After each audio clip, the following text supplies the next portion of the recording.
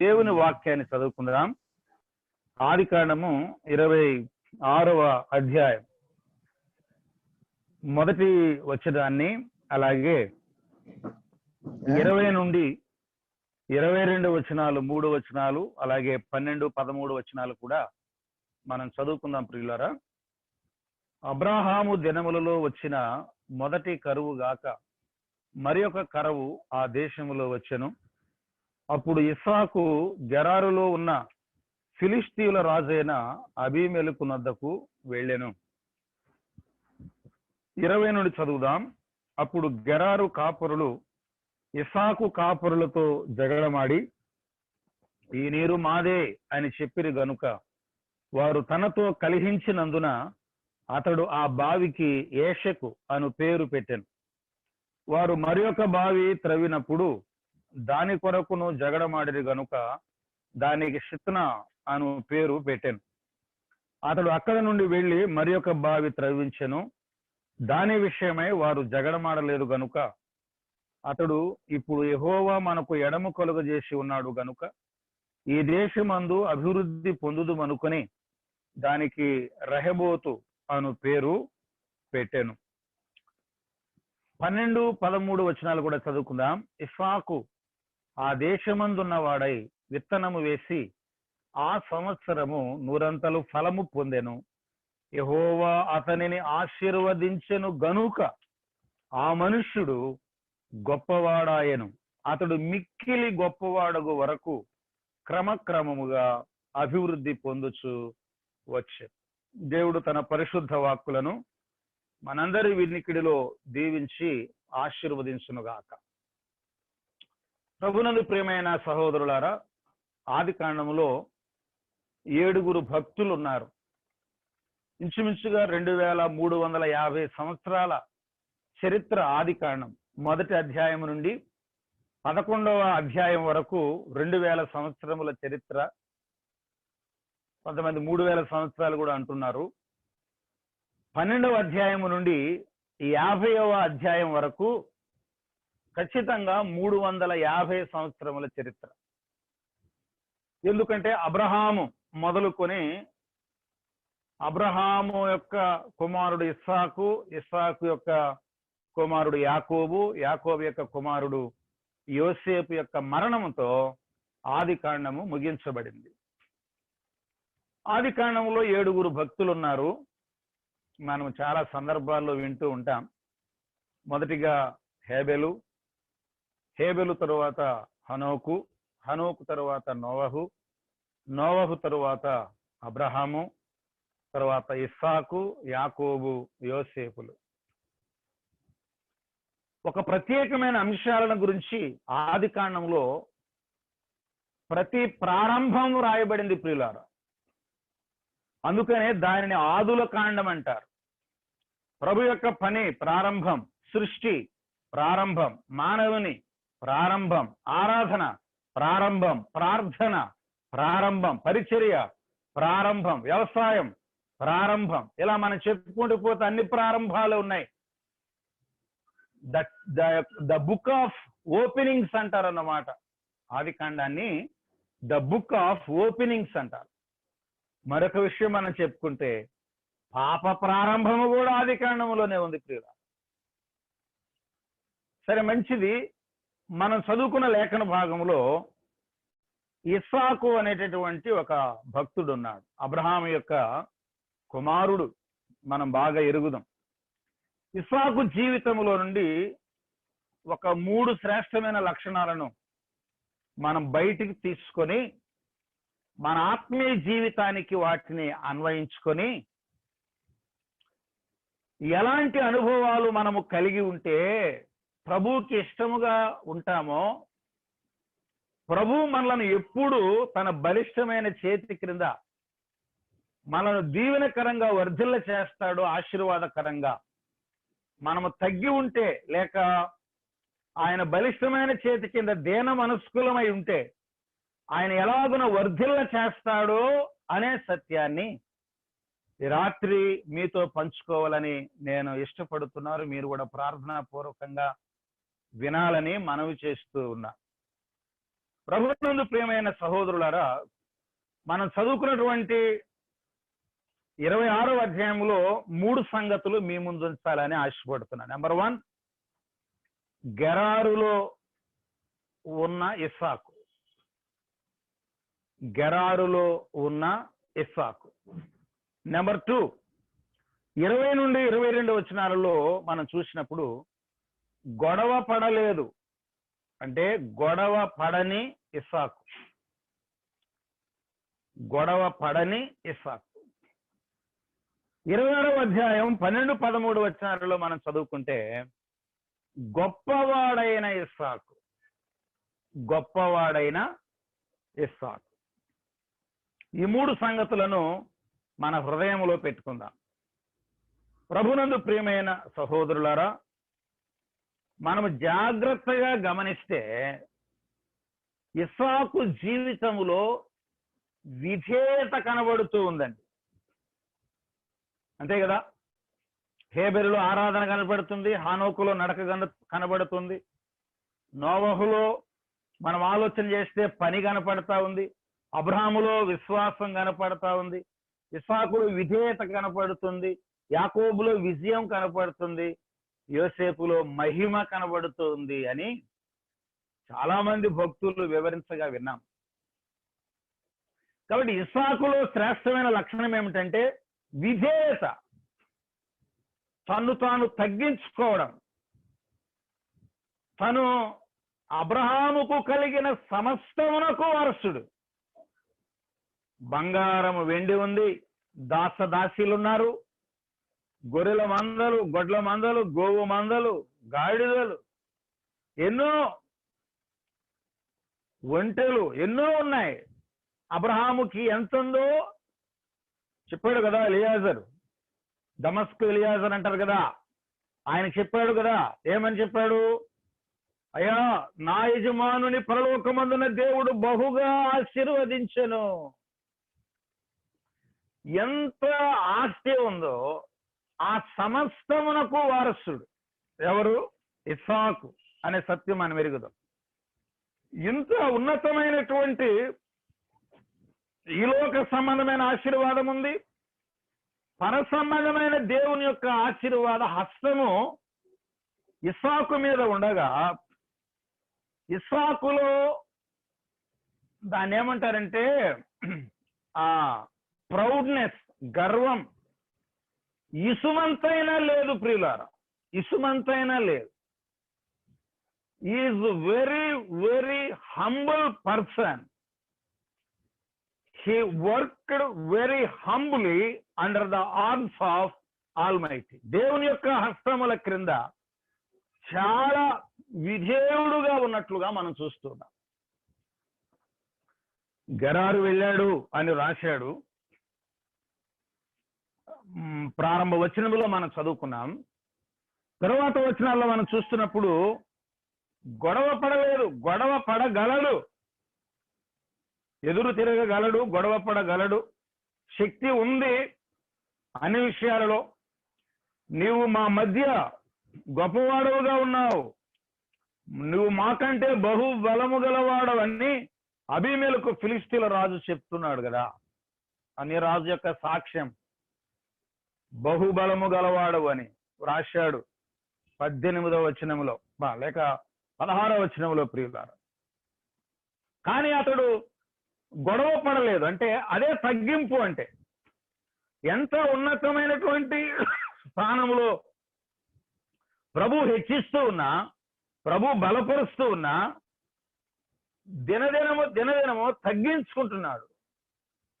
గొడవ పడని ఇస్సాకు ఎన్నింతలుగా అక్కడ చూస్తే 3 బావుల పేర్లున్నాయి, ఏసేకు, సిత్నా, రహెబోతు అని. మీరు తర్వాత చదువుకోండి. ప్రభు మీకు ఇచ్చినటువంటి ఆత్మ నడిపింపులో 3 రకాలుగా అతడు తగ్గిపోతూ ఉన్నాడు, దూరం వెళ్ళిపోతూ ఉన్నాడు, గొడవకు దూరం వెళ్ళిపోతున్నాడు, సమస్య నుండి దూరం వెళ్ళిపోతున్నాడు. బలము గలవాడైనా తల వంచుకుంటున్నాడు, తల వంచుకొని వెళ్ళిపోతున్నాడు. గొడవ వైపు కాదు, గొడవ నుండి దూరముగా తగ్గించుకుంటున్నాడు. 3 steps డౌన్. ఆ మాట పట్టుకోండి. 3 steps డౌన్. ఎంత డౌన్ అవుతూ ఉంటే దేవుడు అతనిని అంత ఎక్కువగా ఆశీర్వదిస్తున్నాడండి. ఆ ముక్క మనసులోకి వెళ్ళినవండి. 26వ అధ్యాయం 12 వచనములో, ఇస్సాకు ఆ దేశమందున్నవాడై విత్తనం వేసి ఆ సంవత్సరము 100 ఫలము పొందెను. యెహోవా అతనిని ఆశీర్వదించెను గనుక ఆ మనుష్యుడు గొప్పవాడాయను. ఎక్కడ చేయి పెడితే అక్కడ 100 ఫలం అట. అంటే ఉదాహరణకి 100%. మనం వేస్తే 50%, ఒకసారి 10% కూడా రాదు వెనక్కి. మన చేతులతో వేస్తే, మరి మన చేతులు ఎలాంటి చేతిలో? ఇస్సాకు చేతులతో విత్తనం వేశాడంటే 100 100 బస్తాలు రావాలంటే 100 వస్తాయి అంతే. 1000 బస్తాలు రావాలంటే 1000 వచ్చేస్తాయి. ఒక కొంచెం కూడా తగ్గవు. అంటే ఆశీర్వాదకరమైనటువంటి వ్యక్తిగా మనం చూస్తూ ఉన్నాం. గొప్పవాడు, మిక్కిలి గొప్పవాడు, బహుబలము గలవాడు అని మనం చూస్తూ ఉన్నాం. అయినా సరే తను ఎంతగానో తగ్గించుకుంటున్నాడు అనే సత్యాలు లేఖనాల్లో మనం గుర్తించాలి. గెరారు అంటే అర్థం ఏంటంటే ప్రియులారా, లోకము అని అర్థం. రెండవది దిగుట, దిగుట అని అర్థం. మూడవది అసూయ. లోకములో అసూయ కదా ముఖ్యంగా ఉన్నది. ఈనాడు చాలా సమస్యలకు కారణం అసూయే. ఇది దేవుని పిల్లల లక్షణం కాదని బైబిల్లో చాలా స్పష్టంగా వ్రాసేళ్ళండి.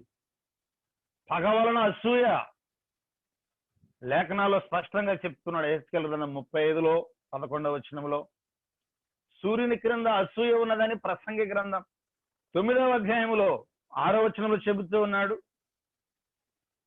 దేవుని దాసుల మీద కూడా అసూయ పడేవారు ఉంటారు. కీర్తన గ్రంథంలో చెప్పాడు. 106వ కీర్తనలో 16వ చరణంలో చెప్పాడు. బుద్ధి లేనివారు, దేవుడు లేడని చెప్పేవారు, ఆ బుద్ధి లేనివారు అసూయ వలన చచ్చెదరు అని యోబు గ్రంథం 5వ అధ్యాయం 2వ వచనంలో కూడా చెప్పాడు. గర్వం వలన అసూయ అని తిమోతి పత్రికలో 6వ అధ్యాయంలో, మొదటి పత్రికలో, మత్తయి సువార్త, మార్కు సువార్తలలో కూడా వాటిని చాలా స్పష్టంగా మాట్లాడుతున్నాడు. గర్వం, గర్వం, కించిత్ కూడా గర్వం అనేది ఎవరిలో లేదు, ఇస్సాకులో లేదు ప్రియులారా. ఇది ఒక విశేషమైన లక్షణం. విశ్వాసులుగా మనలో ఆ లక్షణం ఉండకూడదు. పేతురు రాసిన మొదటి పత్రిక 2వ అధ్యాయం 2వ వచనంలో అసూయను మాని అనే మాట అక్కడ లిస్ట్ లో ఒక మాటగా మనం చూస్తున్నాం.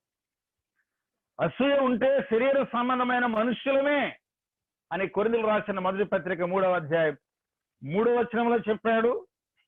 అసూయతో కాలము గడపరాదు అని తీతు పత్రిక 3:3లో కూడా చాలా స్పష్టంగా రాశాడు ప్రియుల. లోకంలో ఉన్న లోక లక్షణాలు ఎవరిలో లేవు? ఇస్సాకులో లేవు. గెరారులో ఉన్నా గెరారు ఇస్సాకులో లేదు. అదే ప్రత్యేకమైన అనుభవం. కుటుంబాలుగా మనం చేరి వచ్చాం. దేవుని దాసులు రాజారావణ గారు తెలియజేసినట్లుగా మనం ఎలా ఉన్నామో, ఇంట్లో ఎలా కూర్చుంటున్నామో మాకైతే కనబడట్లేదు. చాలా మంది కెమెరాలు ఆఫ్ చేసే ఉన్నారు కాబట్టి. కానీ మనం ఒక విషయాన్ని మనం గుర్తించాలి. ఒక ముఖ్యమైన విషయం, మనం తేలికగా తీసుకోని విషయం. లోకములో ఉన్నాం, కానీ లోకము మనలోనికి రాకూడదు. ఎన్నోసార్లు వింటున్నా కదా, వాడ సముద్రంలో ఉంది, కానీ సముద్రము వాడలోనికి రాకూడదు.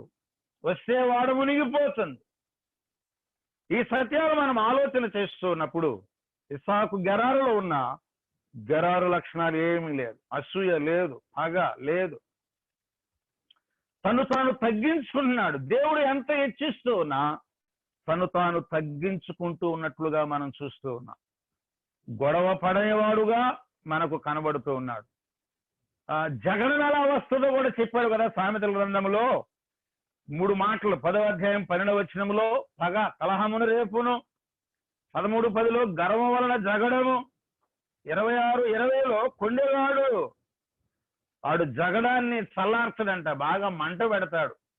కొండెగాడంటే ఎప్పుడు పెట్రోలు కిరసనాలు పట్టుకు తిరిగేవాడు అన్నమాట. ఎక్కడన్నా ఉందంటే పోస్తాడు. పోస్తే ఏమవుతుంది? అది చల్లారేదిగా ఉండదు, మంట ఎదిగేదిగా ఉంటుందని చెబుతూ ఉన్నాడు మన ప్రభు. మనకు మాదిరిగా ఉన్నట్లుగా మన పరమ ఇస్సాకు మనకు మాదిరిగా ఉన్నాడు. ఆయన దూషింపబడే బదులు దూషింపలేదని పేతురు రాసిన మొదటి పత్రిక 2వ అధ్యాయం 23వ వచనంలో కూడా చాలా స్పష్టంగా రాశాడు. ఆయన బెదిరింపలేదు. గాలిని గద్దించగలడు, సముద్రాన్ని గద్దించాడు. పేతురెత్తకు జ్వరం వచ్చినప్పుడు జ్వరాన్ని కూడా ఆయన గద్దించాడు. అంటే రోగాన్ని గద్దించగలడు, కానీ ఆయన మౌనముగా ఉన్నాడని రాశాడు. నేను చాలాసార్లు ఆలోచన చేసేటప్పుడు రోగం ఒక వ్యక్తి కాదు కదా, రోగాన్ని ఎలా గద్దిస్తాడబ్బా అనుకున్నాను. కానీ ఆలోచించగా రోగం అనేది ఏదో ఒక సూక్ష్మజీవుల వలనే తప్ప మిగతా దాని వలన రాదు కదా. అంటే సూక్ష్మజీవులను మనకు కంటికి కనబడని వైరస్ ని గద్దిస్తాడనమాట ఆయన. ఇప్పుడు మనము పరమ కణాన యాత్రలో ఉన్నాం. ప్రపంచంలో కరోనా యాత్ర కొనసాగిస్తూ ఉంది. అది మనకు కనబడట్లేదు. ప్రపంచంలో రాజ్యాతి నేతలు సతికిలు పడ్డారు. మేము గొప్పవాళ్ళు, మా ఆయుధాలు గొప్పవి, మేము బాంబు వేసామంటే ఇంత అంత అని చెప్పుకునేవారు ప్రపంచ సైన్స్, ప్రపంచ జ్ఞానం, ప్రపంచ టెక్నాలజీ సతికిలు పడి ఏం చేయలేక బిత్తరచూపులు చూస్తుందండి. అయితే కనబడని వైరస్ ను కూడా ఆయన ఏం చేయగలడు? గద్దించగలడు. రోగమును గద్దించాడు, సముద్రమును గద్దించాడు అనే లేఖనాల్లో మనం చూస్తూ ఉన్నాం. పాజిటివ్ రాకుండా ఉండేటట్లుగా ప్రార్థన చేయండి అనేది ఈ రోజుల్లో 100 ఫోన్లు. అయ్యా టెస్ట్కి ఇచ్చాం, పాజిటివ్ రాకుండా. పాజిటివ్ వచ్చినా సరే నెగిటివ్ చేయగలడు. మన ప్రభు ఉన్నాడు, మనకు ఆధారమైన వాడు. ఆయన రెక్కల చాటున ఆరోగ్యం ఉన్నదని చెప్పి మలాకి గ్రంథం 4లో చెప్పాడు. నిర్గమాకాండంలో నీ దేవుడైన యెహోవానే నీవు సేవించినలా ఆయన నీ యొక్క పానమును దీవించును, నీ మధ్య నుండి రోగమును తొలగించును అనే వాగ్దానం ఇచ్చా. మర్చిపోవద్దు, మనం బెంబేలు పడకూడదు, మనందరం బలహీన పడకూడదు, బలపరచబడాలి. ప్రభు మనకున్నాడనే సత్యాన్ని మనం గుర్తించాలి ప్రియులారా. ఇంత గొప్ప దేవుడు ఆయన బదులు పలకలేదు, దూషింపబడి బదులు దూషింపలేదు. అదే ఆ లక్షణం మనకు కనబడుతుంది కదా ఇస్సాకులో. అతడు గొడవ వస్తూ ఉంటే అతడు బదులు దూషించక, గొడవ పడక దూరముగా వెళ్ళిపోయినటువంటి ఆ ఇస్సాకు మనకు కనబడుతూ ఉన్నాడు. దేవుడు అతనిని గొప్ప చేశాడు అని, క్షమించండి, దేవుడు అతనిని గొప్ప చేశాడని 26వ అధ్యాయం 12, 13 వచనాలలో మనం స్పష్టంగా చూస్తున్నాం. ఒక సత్యం, ఎంతగా తగ్గించుకుంటే దేవుడు అంతగా గొప్ప చేస్తాడు. ఇది ఒక ఆత్మీయ సూత్రం అండి. లేఖనాల్లో మనం కొన్ని విషయాలు ఆలోచన చేద్దాం ప్రియులారా. కొరింథీయులకు రాసిన మొదటి పత్రిక 15వ అధ్యాయం 9వ వచనాన్ని ఒకసారి చదువుతాను చూడండి. క్రొత్త నిబంధనలో విశేషమైన పరిచర్య చేసిన పౌలు భక్తుడు, ఏలయనగా నేను అపోస్తలుల అందరిలో తక్కువ వాడను, దేవుని సంఘమును హింసించినందున అపోస్తలుడనబడుటకు యోగ్యుడను కాను అని చెప్పాడు. అపోస్తలులలో నేను ఎవరిని చెప్తున్నాడు చెప్పండి? నేను తక్కువ వాడును అన్నాడు. ఎఫెసీయులకు రాస్తూ అదే పౌలు 3వ అధ్యాయానికి రండి. ఎఫెసీ పత్రిక 3వ అధ్యాయం 11వ వచనం చదువుతున్నాను. 8 నుంచి 11 కలిసి ఉన్నాయి. నేను ఆఖరు లైన్ దగ్గరికి వస్తున్నాను. పరిశుద్ధులందరిలో అత్యల్పుడనైన నాకు అన్నాడు. అంటే పరిశుద్ధులందరిలో నేను తక్కువ వాడను అన్నాడు. ఒకటి, అపోస్తలుల కంటే తక్కువ వాడను అన్నాడండి.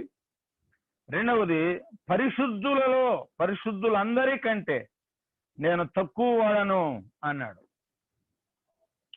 మనకు బాగా తెలిసిన వచనాలే, నా వరుసలో నేను పెట్టుకున్నానంతే. తిమోతికి రాసిన మొదటి పత్రిక 1వ అధ్యాయానికి రండి.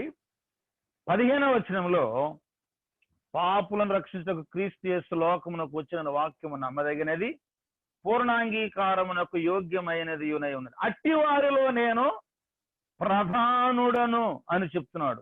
ఎట్టి వారిలో? పాపులలో, అంతే కదా. 16వ వచనం చూడండి, ఇంకా స్పష్టంగా రాశాడు.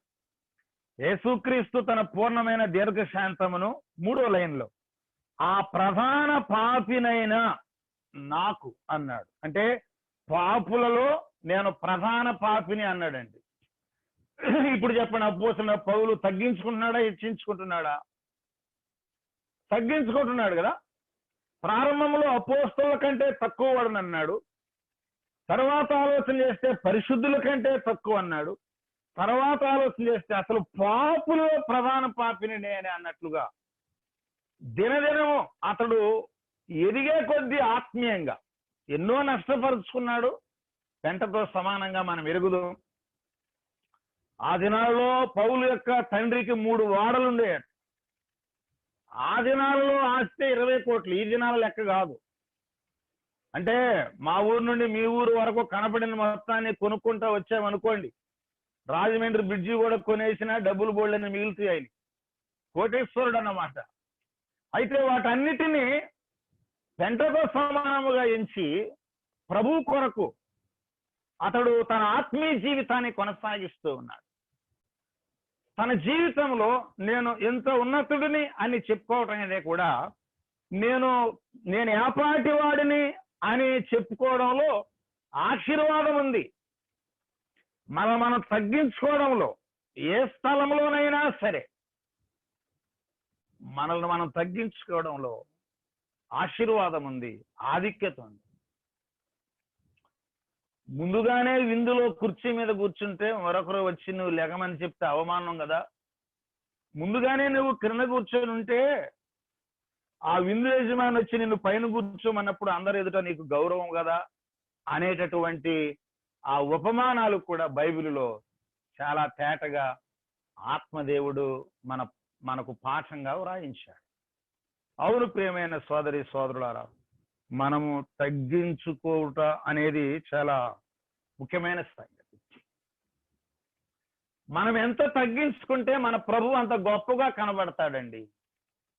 ఒక మాట మనం జ్ఞాపకం చేసుకుందాం. అపోస్తలుల కార్యాల గ్రంథం 9వ అధ్యాయం 3వ వచనాన్ని చదువుదాం. అపోస్తలుల కార్యాల గ్రంథం 9వ అధ్యాయం 3వ వచనాన్ని మనం చదువుకుందాం. 9:3. ప్రతి మాటకి వచనాన్ని మనం జోడింపుగా మనం ఆలోచన చేద్దాం. 9వ అధ్యాయం 3వ వచనంలో అతడు ప్రయాణము చేయుచు దమస్కు దగ్గరకు వచ్చినప్పుడు అకస్మాత్తుగా ఆకాశము నుండి ఒక వెలుగు అతని చుట్టూ ప్రకాశించనన్నాడు. ఇక్కడ ఆ ముక్క పట్టుకోండి, ఒక వెలుగు అన్నాడు. తన జీవితంలో జరిగిన సందర్భం, తన మార్పుకు సంబంధించినటువంటి అధ్యాయం, ప్రభు ప్రత్యక్షమైనటువంటి అధ్యాయం, పౌలుగా మార్చబడిన అధ్యాయం ప్రియులారా మనం ఎరుగుదాం. ఇక్కడ చెప్తున్నాడు ఒక వెలుగు అన్నాడు. ఇదే సందర్భాన్ని 22వ అధ్యాయంలో కూడా చెప్తున్నాడు. చూడండి, అపోస్తలుల కార్యాల గ్రంథంలో 22వ అధ్యాయంలో అక్కడ ఉన్నటువంటి ప్రజల మధ్య నిశ్శబ్దముగా ఉండండి అని చెప్పి హెబ్రీ భాషలో మాట్లాడుతూ 22వ అధ్యాయం 6వ వచనంలో నేను ఎలా నమ్ముకున్నానో, నా దేవుడు ఎలా నాకు దర్శనమిచ్చాడు అని ఇందాక మనం చదువుకున్న లేఖన భాగం దగ్గర ఉన్న సందర్భాన్నే చెబుతూ, నేను ప్రయాణము చేస్తూ దమస్కునకు సమీపించినప్పుడు మధ్యాహ్న కాలమందు ఆకాశము నుండి గొప్ప వెలుగు అన్నాడు. అక్కడేమన్నాడు? ఒక వెలుగు అన్నాడు. కొంతకాలం గడిచింది, ప్రభువులో అతడు ఎదుగుతూ ఉండగా అది ఒక వెలుగు అనుకున్నాను కానీ ఒక వెలుగు కాదండి, అది గొప్ప వెలుగండి అని అంటున్నాడు. 26వ అధ్యాయానికి రండి. 26వ అధ్యాయం 13వ వచనం మనం చదువుకుందాం. అగ్రిప్ప రాజు ఎదుట అగ్రిప్ప రాజా అని మరలా సాక్ష్యాన్ని, అతను ఎలా మారాడో ఆ సాక్ష్యాన్ని చెబుతున్నాడు. ఒకే సందర్భం. 13వ వచనంలో రాజా మధ్యాహ్నమందు నా చుట్టూను నాతో కూడా వచ్చిన వారి చుట్టూను ఆకాశము నుండి సూర్య తేజస్సు కంటే మిక్కిలి ప్రకాశమానమైన ఒక వెలుగు అన్నాడు. ప్రభునందు ప్రియమైన సోదరి సోదరులారా, మనం ఆలోచన చేస్తే పౌలు దినాలు గడిచే కొద్దీ ప్రభువును గొప్ప చేస్తూ ఉన్నాడు అన్నమాట. ఒకసారి ఇలా అనుకుందాం అర్థం అవడానికి. పల్లెటూర్లలో వీధి లైట్లు ఉంటాయి కదా, పొలము నుండి వచ్చేవానికి పొలములో ఉన్నప్పుడు వీధి లైట్ దూరంగా ఎలా కనబడుతుంది? మిణుకు మిణుకుమంటూ కనబడుతుంది కదా, అది ఒక వెలుగు అనుకోండి. ఆ వెలుగును సమీపిస్తూ ఉండగా సగం దూరం వచ్చేస్తే ఆ వెలుగు యొక్క ప్రకాశం ఎక్కువ అవుతుంది. ఇంకా ప్రయాణం చేస్తూ చేస్తూ ఇంకా ఆ వీధి లైట్ కిందకు వచ్చాడు అనుకోండి, ఇక పూర్తి వెలుగును అనుభవిస్తాడు ఆ వ్యక్తి. యేసు ప్రభువుని నమ్ముకున్న ప్రారంభంలో ఒక వెలుగు అన్నాడు, దూరం నుండి కనపడ్డాడు అనుకోండి ప్రభు. ఆ ప్రభు వైపు ప్రయాణం చేస్తూ ఉండగా ఆయన గొప్పతనం, ఆయన యొక్క శ్రేష్టత, ఆయన ఉన్నతత్వం, ఆయన పరిశుద్ధత, ఆయన సర్వభౌమాధికారం, ఆ లైకార భూతుండు యొక్క ఆ శక్తి సామర్థ్యాలు, ఆ ఎన్నటికీ కరిగిపోని ఆ శక్తి సామర్థ్యాలు, బల శౌర్యములు, ఇవన్నీ ఆయన గుణాలు, ఆయన లక్షణాలు, ఆయన ప్రేమ, ఆయన త్యాగం, ఆయన ఇవన్నీ మనకు జ్ఞాపకానికి వస్తూ వాటిలో మనము ఎదుగుతూ ఉన్నప్పుడు ఆయనను లేఖనాల్లో మనము చదువుతూ గ్రహిస్తూ ఆ ఆత్మీయ తత్వమును, ఆ శ్రేష్టతను, ఆత్మీయ రుచిని మనము గోలుతూ ఆత్మీయంగా మహిమ నుండి అధిక మహిమకు హెచ్చింపబడుతూ ఉండగా ఆయన ఎంత గొప్పవాడో నేను ఒక వెలుగన్నానయ్యా కాదు, మిక్కిలి ప్రకాశమే. ఆయన శ్రేష్టతను నేను వర్ణించలేదు. ఆయన ప్రేమ యొక్క ఎత్తు, లోతు, పొడవు ఎంతో నేను చెప్పలేను అంటాడు ఫిలిప్పీ పత్రికలో 3వ అధ్యాయంలో. ఆయనను, ఆయన పునరుద్ధాన బలమును ఎరుగు నిమిత్తము ప్రార్థిస్తున్నాను. నేను తెలుసుకున్నది కొంచెమే. ఆయన గురించి నేను ఏమేమి తెలుసుకున్నానో అది చాలా కొంచెమే.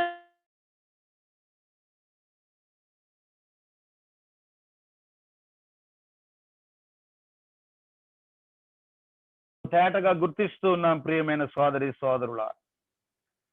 ఆత్మీయంగా ఎదుగుతూ ఉండగా ఆయన ఇంకా నీకు నాకు ఇంకా ఎంతో ఇష్టంగా ఉండాలి. ఒక సెకను కూడా ఆయన విడిచిపెట్టి ఉండలేనంత అనుభవాన్ని మనం పొందుతూ ఉండాలి దినదినం. మళ్ళీ ప్రారంభించారా జూము? మళ్ళీ బ్రదర్ ఆన్ చేశారా? మళ్ళీ కనెక్ట్ అవ్వమంటున్నారా? ఇది ఇప్పుడు మొదలు పెడితే ఇప్పుడు అయ్యేదిగా లేదు, లేకపోతే మందిరానికి రావాలా, ఆరాధన చేయాలా, లేక ప్రతి నియామకుడికి రావాలా, స్తుతికుడికి రావాలా, పత్రికలు పంచడానికి రావాలా, వీధి సువార్తకు రావాలా, పరిచర్యకు రావాలా అని అనుకున్నప్పుడు కొంచెం అయిష్టంగా ఉందా? కొంచెం అనాసక్తిగా ఉందా?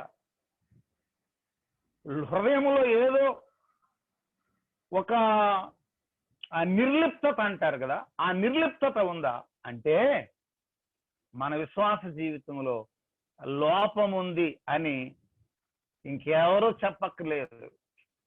నా మనస్సాక్షి నాకే విరోధంగా సాక్ష్యం ఇస్తుంది. ఆ రుచి ప్రభు దయాళుడని రుచి చూచి మనం తెలుసుకుంటే ఆ శ్రేష్టత మనం అర్థం అవుతున్నప్పుడు మనలో మనం నలిగిపోతుంటాం, విరిగిపోతుంటాం. ఆయన సన్నిధిలో అలాగను విరిగిపోతుండగా ఆయన మనకు ఎంతో ఉన్నతమైన వాడుగా, ఎంతో గొప్ప ప్రేమ గలవానిగా మనం ఆయన గుర్తించవచ్చు. ఆయన మహిమలు, ఆయన త్యాగం, ఆయన శక్తి, ఆయన బలం మనం గుర్తించవచ్చు. ప్రియమైన సోదరి సోదరుడు, ఆ ప్రభు చేతిలో ఉండుట ఎంత శ్రేష్టమైన సంగతి. తగ్గించుకొని ఆ బలిష్టమైన చేతి కింద ఉండుట ఎంత శ్రేష్టమైన సంగతో మనము గుర్తించాలి.